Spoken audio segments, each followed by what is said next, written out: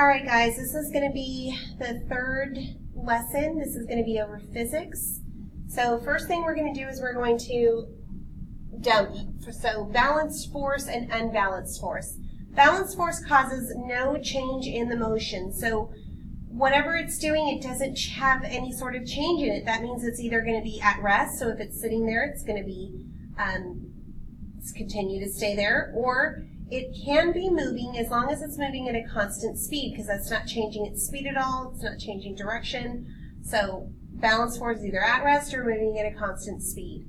An unbalanced force causes an actual change in motion. So that could be slowing down, you're speeding up, you're stopping, you're starting something, because if you're starting, then you're stopped and then you start to go. So that is a change that's speeding up. So the question says the diagram below shows a sled moving along a smooth, frictionless track. So that's kind of a big deal there. Describe what's happening at each section. So if it's frictionless, then on these flat sections right here, there's nothing to slow it down. So whatever speed that it's traveling at, it should continue at that same speed, which would be a constant speed. So you should have balanced forces here and here.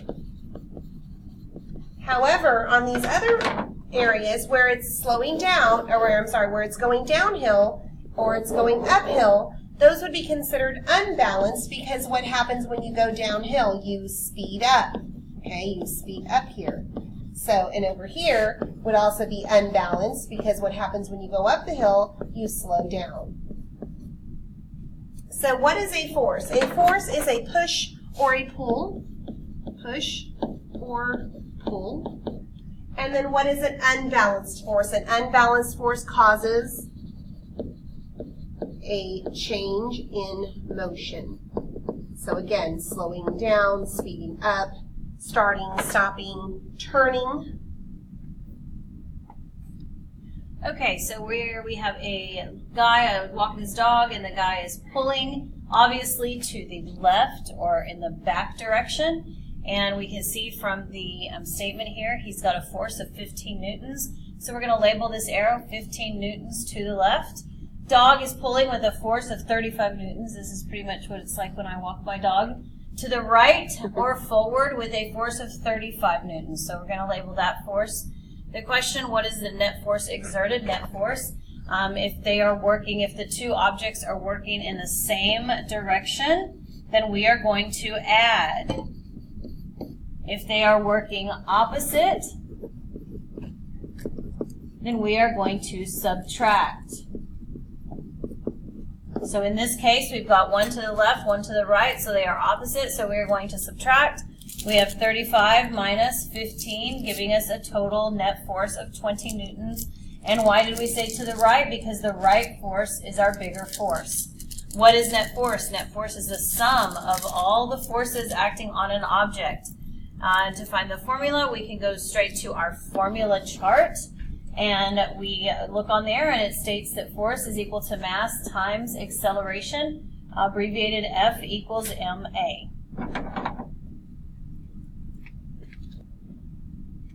Okay, here we have our triangle. F force equals mass times acceleration. We always like to use the triangle because on most test questions, we're not always asked to find the force or the one that is the way that the formula is written on the formula chart, which is that one right there. So we like to use this formula. We always fill it in. Everything on the left side of the equals triangle has to be the same on the the equals sign has to be the same on the triangle. So the M is next to the A to the left of the formula that's on the formula chart. So they have to be next to each other in the triangle, leaving the only empty space for the F, the force. And if we wanted to find the mass, if that was the question, the way that they worded the question, then we would cover up this M, leaving us with F over A. When it's over it, it's going to be dividing. If we were looking for the A, then we would simply cover up the A, leaving us with F divided by M, like this one over here. Now we're going to do a little bit of a throwback over to our chemistry, back to our chemistry unit. And this is the evidence of a chemical change. We taught you guys a little mnemonic to help you remember the evidence of chemical change, which was City, girls love their cell phones on. C, of course, is for chemical change. G is for gas. L is for light. T is for temperature. C is for color change. P is for precipitate. And O is for odor. So let's see which of these would be included or would count as one of these signs that we're looking for. Melting, definitely not on that list. Let's see, ripping, nope, I don't see any R over there. Burning, now burning would be a sign of a chemical change because we see light. We also see temperature change happening and usually a color change. So we see, and smoke, which is gas. So we usually see a lot of the signs in there. Dissolving, definitely not. Unexpected color change, yes, that is definitely one of our signs of a chemical reaction, and that is actually in that list over there. Odor, it is our last one, that is our O. Churning, no, if you're going to churn butter, you're still going to have the same stuff in there, you're not making anything new. And grinding, same thing, you are not making anything new. So we have 3 in this example. Now let's look down here at number 1. Sometimes tectonic plates do not move easily past one another and the plates become stuck. Forces build up, and when the plates finally move, tension is released as shown below. Right here, we've got this plate moving this direction, that plate moving that direction, and this, by the way, is a transform boundary like the one we see in California on the San Andreas Fault, giving us earthquakes and faults. But that was just a little flashback. The sudden movement of the plates is caused by, so what causes the movement? What causes movement? Well, we know what causes movement or a change in movement is caused by only one thing, and it is an unbalanced force. That is the only thing that can change an object's motion from being stopped to starting to move and creating that earthquake. Mass of the plates, nope, the mass is always there. It's not going to cause it to change its motion, it's just its mass. The weight of the plates, the weight is just the downward pull of gravity on the plates. It's not going to change its motion. Oh, look, unbalanced forces. We know that unbalanced forces always cause a change in motion. So anytime you're looking for something that changes the motion, sudden movement is a change, it's going to be unbalanced forces. Gravity will not cause those plates to move sideways. It will only pull down towards the earth. Right, number 2, when a space shuttle was launched, the astronaut on board experienced an acceleration.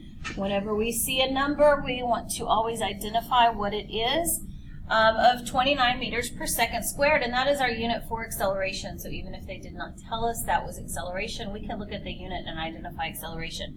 If one of the astronauts had a mass of 60 kilograms, there they told us it's the mass, but we also know kilograms is a unit for mass, and so we would expect that that is the mass. What net force in newtons did the astronaut experience? What net force? So now we know what we're looking for. So we have been given acceleration.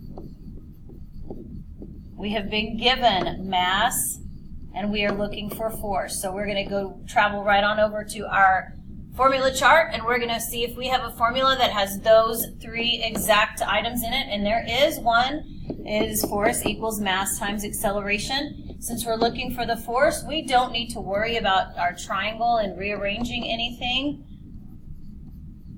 because we already have the formula the way that we want it. The force is going to be equal to the mass, which is right here at 60 kilograms, multiplied times the acceleration, which is right here at 29.0 meters per second squared. We go to our trusty calculator and we find that our answer is 1,740 newtons. Up here, now we're going to practice our bubbling. We know the decimal would be back at the end behind the 0, so our decimal is right there. So all of 4 numbers have to be in front of the decimal. And we're going to bubble those in. 1, 7, 4, and 0. Okay, number 3, the diagram shows a homemade car being pushed with a force of 25 newtons. And so here's my force, and it's moving in this direction. The force causes the car to move at a constant speed of 3 meters per second.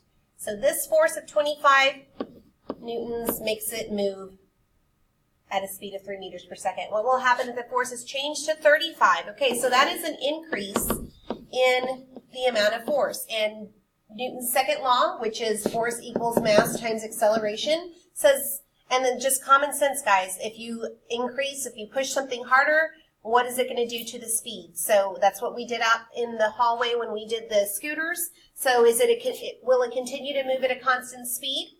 No, it's going to increase its speed. So if you're increasing your force, it's going to increase its speed. Will the speed of the car not change? It will. It should increase. So that is this. It's going to go faster. And then this one here, so I like this one, the speed of the car will decrease. So it will not if you're pushing it faster or with more force. So the answer is H. All right, number 4, a student uses a magnet to move a 0.025 kilograms. So I know that kilograms is mass, metal ball. The magnet exerts a force of 5 newtons, so this one's going to be a force of 5 newtons, which causes the ball to begin moving. What is the acceleration of the ball when it begins to move? So we're looking for acceleration. Here we already have our formula, so we do not know acceleration. So acceleration is whatever is left. Force is on top of mass, so force divided by mass. And I'm just going to plug in my numbers. So again, force divided by mass. My force is 5 newtons, and my mass is 0.025 kilograms. I put that into my trusty calculator, and it is going to be 200.